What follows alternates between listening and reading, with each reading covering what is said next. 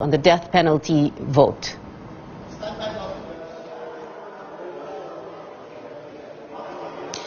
The session hall was relatively quiet after the result of the vote on the third reading on the death penalty bill was announced. This is not surprising because many of those who are in the gallery today are human rights advocates. Now, voting 216-54-1, the House of Representatives has passed on the third and final reading the bill reviving the death penalty, but only for drug-related offenses. Now, the voting was done via nominal voting, where lawmakers had to cast their votes one by one. Now, Pia, with me right now is House Justice Committee Chairman and bill sponsor, Ray Umali. Good afternoon, sir. Hi, good afternoon. Good afternoon, Pia, and good afternoon to all our televiewers.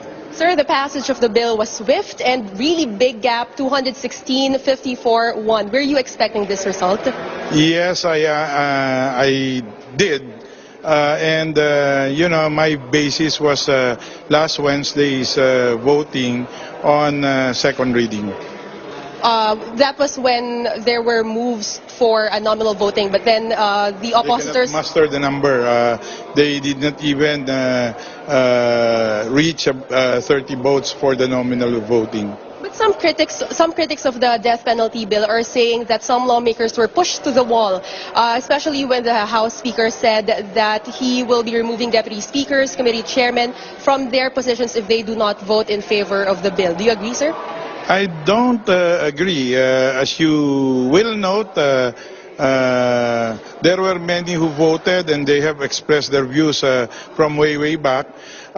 Those who voted yes, of course, we were just guessing what their votes will be, but I guess the game changer was when the coverage of the bill was reduced from 21 crimes, then to 4 crimes, and then finally to drug-related heinous crimes.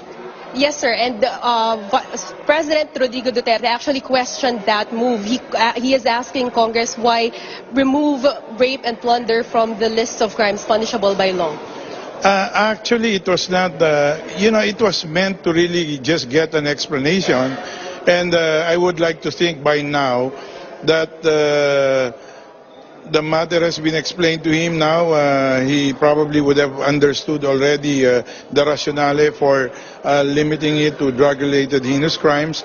Otherwise, if he did not want it, he could have expressed it, and things would have been approached differently, like an MR, motion for reconsideration of the approval on second reading, and we could have again incorporated rape as a crime.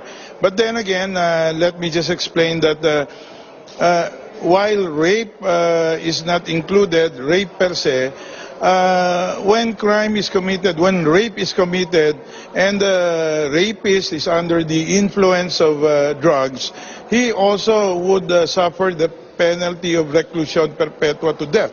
So it is not entirely correct that we removed it, because these crimes are still very much included in the bill when the criminal is under the influence of drugs. But those, sir, who commit murder but are not under the influence of drugs will not be punished with death penalty, if ever? Not yet. Not yet, because my understanding is the Speaker will immediately file a bill to include rape, to include other crimes, and we will tackle this. We will give priority to these bills proposing for increase of coverage of the death penalty for other heinous crimes. When, sir? When we resume in May, perhaps?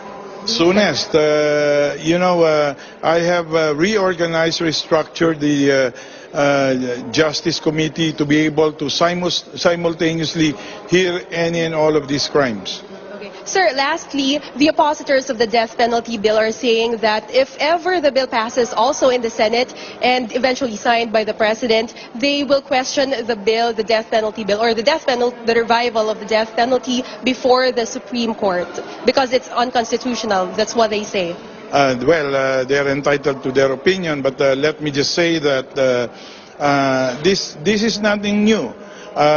In 1993, a law was passed restoring the death penalty, and this was tested, this was questioned in the Supreme Court, tested, and the Supreme Court upheld the validity, legality, and constitutionality of the death penalty law in 1993. In fact, if you will recall, the Leo Echegaray, he was imposed the penalty of death and executed in accordance with that law. So